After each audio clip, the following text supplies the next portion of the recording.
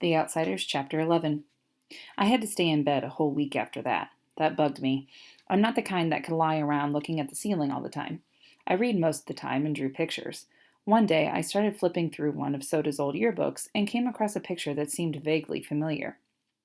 Not even when I read the name Robert Sheldon did it hit me who it was. And then finally, I realized it was Bob. I took a good long look at it. The picture didn't look a whole lot like the Bob I remembered, but nobody ever looks a lot like his picture in a yearbook anyway. He had been a sophomore that year. That would make him about 18 when he died. Yeah, he was good looking even then, with a grin that reminded me of Soda's, kind of a reckless grin. He had been a handsome black haired boy with dark eyes, maybe brown, like Soda's, maybe dark blue, like the Shepherd boys. Maybe he'd had black eyes, like Johnny. I'd never given Bob much thought. I hadn't had time to think, but that day I wondered about him. What was he like? I knew he liked to pick fights, had the usual soch believing that living on the west side made you super tough, looked good in the dark wine colored sweaters, and was proud of his rings. But what about the Bob Sheldon that Cherry Valance knew? She was a smart girl. She didn't like him just because he was good looking. Sweet and friendly, stands out from the crowd, that's what she had said. A real person, the best buddy a guy ever had. Kept trying to make somebody stop him. Randy had told me that.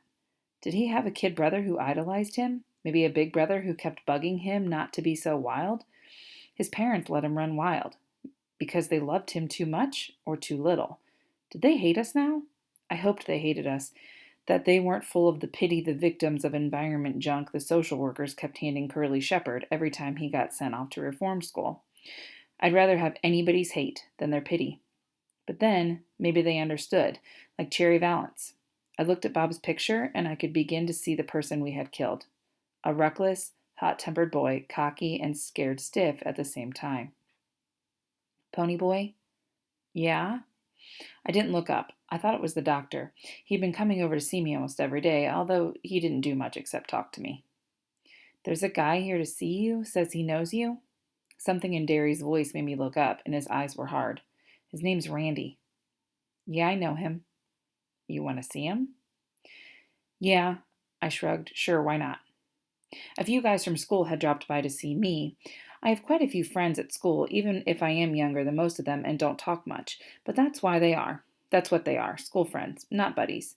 I'd been glad to see them, but it bothered me because we live in kind of a lousy neighborhood and our house isn't real great.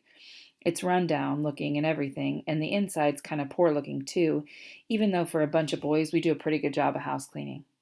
Most of my friends at school come from good homes, not filthy rich like the Soches, but middle class anyway. It was a funny thing. It bugged me about my friends seeing our house, but I couldn't have cared less about what Randy thought. Hi, Pony Boy. Randy looked uncomfortable standing in the doorway. Hi, Randy, I said. Have a seat if you can find one. Books were lying all over everything. He pushed a couple off a chair and sat down. How are you feeling? Cherry told me your name was on the school bulletin. I'm okay. You can't really miss my name on any kind of bulletin. He still looked uncomfortable, although he tried to grin. Want to smoke? I offered him a weed, but he shook his head. No, thanks. Ponyboy, one reason I came here was to see if you were okay, but we got to go see the judge tomorrow. Yeah, I said, lighting a cigarette. I know.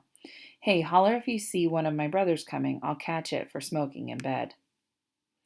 My dad says for me to tell the truth and nobody can get hurt. He's kind of upset about all this. I mean, my dad's a good guy and everything, better than most, and I kind of let him down being mixed up in all this. I looked at him. That was the dumbest remark I ever heard anyone make. He thought he was mixed up in this. He didn't kill anyone. He didn't get his head busted in a rumble. It wasn't his buddy that was shot down under a streetlight. Besides, what did he have to lose? His old man was rich. He could pay whatever fine there was for being drunk and picking a fight. I wouldn't mind getting fined, Randy said, but I feel lousy about the old man, and it's the first time I've ever felt anything in a long time. The only thing I'd felt in a long time was being scared stiff. I'd put off thinking about the judge and hearing for as long as I could. Soda and Derry didn't like to talk about it either, so we were all silently counting off the days while I was sick, counting the days that we had left together. But with Randy sticking solidly to the subject, it was impossible to think about anything else. My cigarette started trembling. I guess your folks feel kind of awful about it too. My parents are dead. I live here with just Derry and Soda, my brothers. I took a long drag on my cigarette. That's what's worrying me. If the judge decides Derry isn't a good guardian or something, I'm liable to get stuck in a home somewhere. That's the rotten part of this deal. Derry is a good guardian. He makes me study and knows where I am and who I am with all the time. I mean, we don't get along so great sometimes, but he keeps me out of trouble, or did. My father didn't yell at me as much as he does. I didn't know that. Randy looked worried. He really did. A Soch, even, worried because some kid greaser was on his way to a foster home or something. That was really funny. I don't mean funny. You know what I mean. Listen to me, Pony. You didn't do anything. It was your friend Johnny that had the knife. I had it. I stopped him. He was looking at me strangely. I had the knife. I killed Bob. Randy shook his head. I saw it. You were almost drowned. It was the black-headed guy that had the switchblade. Bob scared him into doing it. I saw it. I was bewildered. I killed him. I had a switchblade, and I was scared they were going to beat me up.